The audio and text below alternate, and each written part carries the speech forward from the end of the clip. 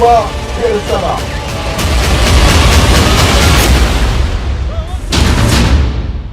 Double धमाका, double हमला, Hamas का खुफिया युद्ध।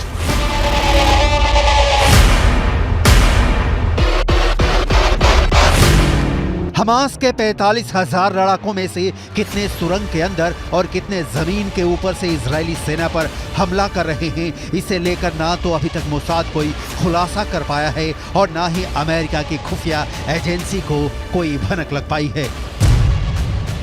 लेकिन मिडिल ईस्ट की मीडिया से जुड़े जानकारों के मुताबिक हमास इजरायली सेना पर वैसे भीषण हमले नहीं कर रहा है जैसे उसे करने चाहिए थे।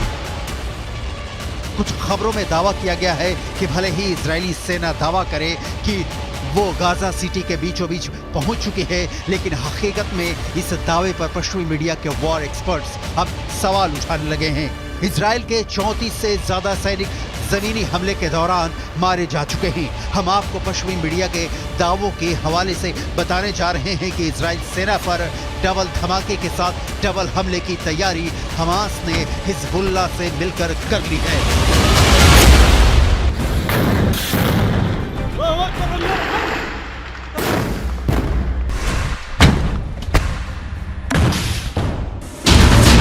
इजराइल की वर्दी में हमास के लड़ाके। लगता है इस बार इजरायली सेना, इजरायली खुफिया एजेंसी मोसाद और बिना शेत हमास की ताकत और वॉर प्लान को समझने में बुरी तरह से फेल हुए हैं। 27 अक्टूबर से शुरू हुए दूसरे चरण के इजरायली हमले में दावा किया जा रहा था कि इजरायली सेना एक हफ्ते के अंदर उत्तरी गाजा से हमास के लड़ाकों का सफाया कर देगी, लेकिन अभी तक इजरायली सेना सिर्फ 400 के करीब सुरंगों को तबाह कर पाई है। इधर हमास ने फिर दावा किया है कि उसके लड़ाके इजरायली सेना को उत्तरी गाजा में हरा देंगे। आखिर हमास इतने बड़े दावे कैसे कर रहा है? कुछ खबरों में यहाँ तक दावा किया गया है कि हमास के लड़ाके इजरायली सेना की वर्दी पहनकर हमले कर रहे हैं।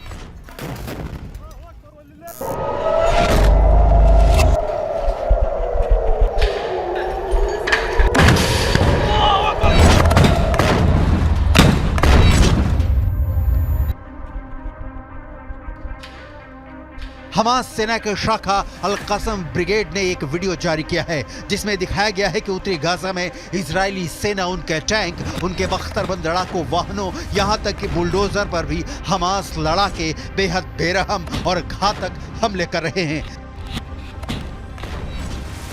जरा आप हमास की तरफ से जारी किए गए इस 2 मिनट 44 सेकंड के वीडियो की एक एक तस्वीर को देखिए, जिसमें 50% तक तबाह हो चुके गाजा में हमास के लड़ाके चारों तरफ से हमले कर रहे हैं। डबल धमाका, डबल हमला, हमास का खुफिया युद्ध।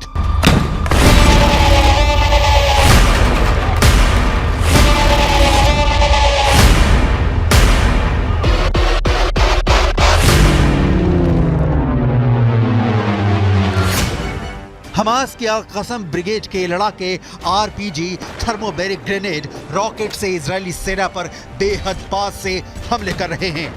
इजरायली टैंकों पर महज 100 से 150 मीटर दूरी से एंटी टैंक मिसाइलें और रॉकेट से हमले हो रहे हैं। हैरानी की बात तो यह है कि हमास की अल-कसम ब्रिगेड अमेरिकी और रूसी हथियारों से इजरायली सेना पर हमला कर रही है। हमास के पास जो घातक राइफलें हैं उन्हें देखकर ही लग जाता है कि या तो अमेरिकी हैं या फिर रूसी। इस वीडियो में दिखाया गया है कि हमास के लड़ाके अचानक तबाह इमारतों से बाहर निकलकर आरपीजी फायर कर रहे हैं या फिर टैंकों पर सीधे रॉकेटों से हमले कर रहे हैं, जबकि जमीन पर इजरायली सेना का एक भी पैदल सैनिक नहीं दिख रहा है। इजरायली सेना पूरी तरह से या टैंक के अंदर है या फिर किसी बख्तरबंद वाहन के अंदर से हमास के लड़ाकों से जंग कर रही है। हमास के इस खुफिया युद्ध ने इजरायली सेना के पसीने छुटा दिए हैं। खुद इजराइल के रक्षा मंत्री तक मानने को मजबूर हैं कि उन्हें बेहद क्रूर और शातिर लड़ाकों से जंग करनी पड़ रही है। עזה היא בסיס הטרור הגדול ביותר שבנה האדם אי פעם. כל העיר הזו היא בסיס טרור אחד גדול. מתחת לקרקע קילומטרים של מנהרות. הן מתחברות אל בתי חולים, אל בתי ספר, הן מחוברות ביניהם. יש בתוכם חדרי קשר. מחסני תחמושת, מקומות לינה, והכל על מנת לשמש בסיס של טרור שממנו ניתן לפגוע.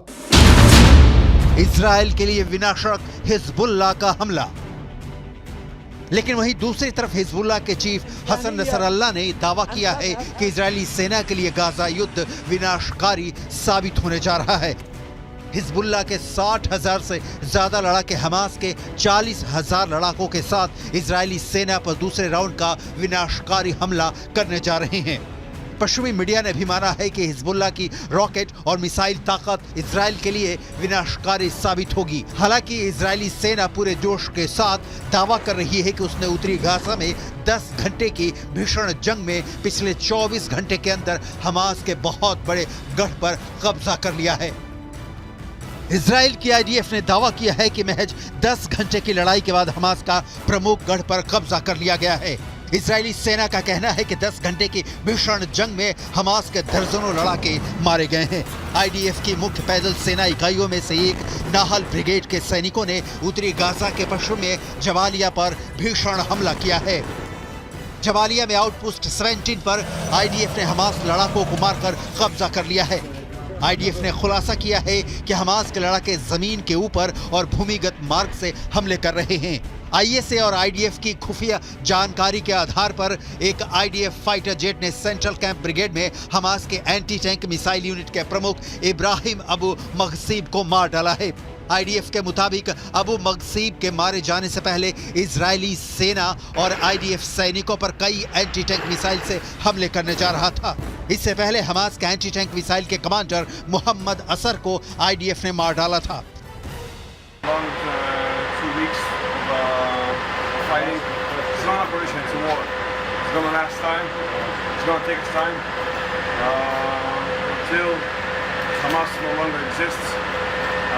Till our prisoners, people that were kidnapped, will come back home. It's been rough, it's been hard, but we're doing a good job. IDF ने कई तस्वीरें जारी की हैं जिसमें दावा किया गया है कि नॉर्थ गाजा में हमले बेहद तेज कर दिए गए हैं। इजरायली सेना ने यह भी दावा किया है कि हमास के करीब 60 कमांडरों को अब तक मार दिया गया है। रॉयटर्स के मुताबिक इजरायली सेना ने गाजा में हमास के चीफ याह्या सिनवार को उसके बंकर में अलग थलग कर दिया है। वो बंकर के बाहर की दुनिया से पूरी तरह से कट चुका है। इधर इजराइल के युद्ध कैबिनेट के मंत्री रॉन डर्मर ने दावा किया है कि 30 दिन से ज्यादा की जंग में 3 से 4 हजार से ज्यादा हमास लड़ाके मारे जा चुके हैं। उत्तरी गाजा का 50% इलाका पूरी तरह से तबाह हो चुका है। फिलिस्तीनी और हमास समर्थकों के बीच कोहराम मचा हुआ है। وقصف وعنا معاقة. احنا طلعنا من بيتنا لانه ما فيش المنطقة كلها اخلة. فيش طلعنا على المدارس مش آمنة برضه. يعني لا في عنا اكل ولا في عنا ولا يعني موت مية ما فيش نشرب. مية ما فيش يشرب اولادنا. بعدين ضربوا المخابز ضربوا 30 दिन की जंग के बाद पता चला कि उत्तरी गाजा से 70% फिलिस्तीनी और हमास समर्थक भाग चुके हैं। उत्तरी गाजा से दक्षिण गाजा के बीच 14 किलोमीटर का फासला है। दक्षिणी गाजा में लगभग उत्तरी गाजा से 7 से 8 लाख लोग पहुंच चुके हैं, जबकि उत्तरी गाजा में फंसे 1.5 से 2 लाख लोगों को हमास के लड़ाकों ने मानव ढाल बना रखा है। हथियारों के साथ हमास के लड़ाकों की लड़ने की क्षमता साफ दिखा रही है कि जंग अभी खत्म नहीं होगी, बल्कि अभी जंग में बहुत से खिलाड़ी खून की होली खेलने का प्लान बना रहे हैं। अब देखना होगा हमास और हिजबुल्लाह जब दो तरफ से डबल अटैक इजराइल पर करेंगे, तब कैसे इजरायली सेना हमास और हिजबुल्लाह का सामना करेगी।